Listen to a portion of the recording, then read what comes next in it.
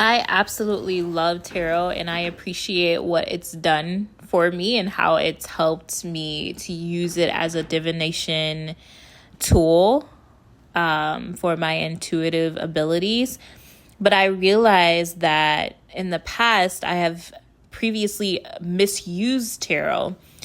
And I realize that this is a lot of the problem, even with some people who come to me. They're looking for tarot to tell them, or even spirit to tell them, if they're going to attract the love of their life, if abundance is coming their way. And the problem is that when you ask tarot, when you ask spirit in this way, what you're doing is stripping yourself of personal power. But if you're asking tarot, what do I need to do to be aligned and to attract the love that I desire? This shifts that personal responsibility, or that responsibility from being on tarot, on spirit, on anything outside of you. And it shifts to you taking personal responsibility for the work that you need to do in order to become more aligned to your love, to your wealth, to your business success. And I realize that this can be daunting to take personal responsibility. And to be honest with you, a lot of the issue comes from a myriad of issues, the way in which we were raised and social constructs. And, these definitive cemented beliefs, these limited beliefs that we are grown up with. For example, I have to go work hard at a 9 to 5 in order to attract wealth and abundance. But that is a limited belief. This is a limiting belief. This is easy to do. It's easy to go and find a 9 to 5, but it's not easy, trust me, I know, to decide that you have the power to work in your passion and work in your purpose and to attract wealth. But what you have to do is a lot of inner work on, I'm worthy to get paid. I'm worthy to be valued for the work that I do outside of a 9 to 5. I'm worthy even if I am starting with very little in my account. I'm worthy of love even though I don't look like the standard of what a woman should look like, or a person should look like.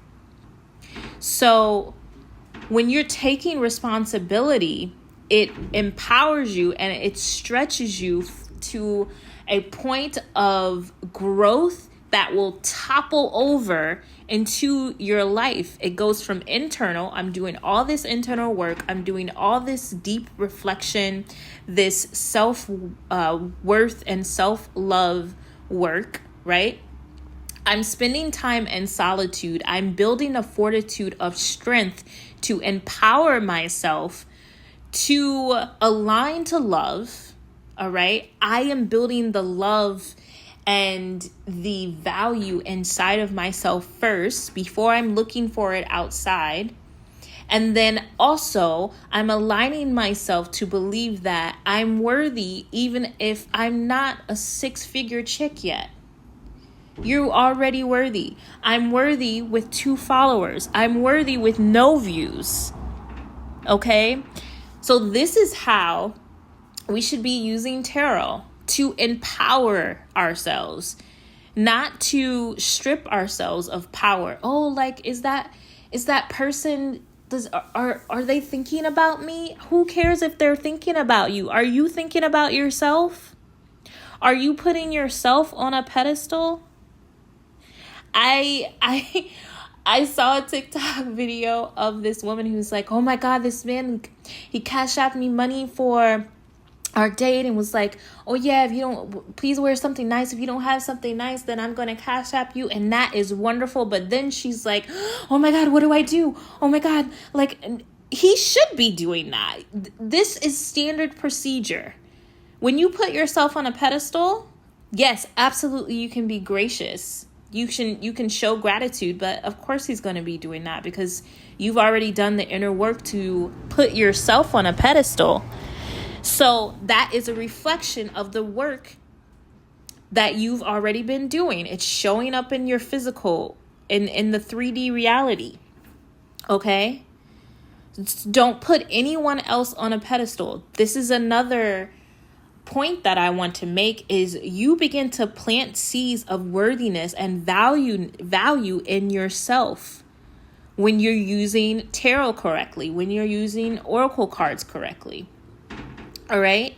This is not a time to be looking outside of yourself. This is when you're divining with tarot and oracle cards, or when you're coming to see someone like me, a clairvoyant healer.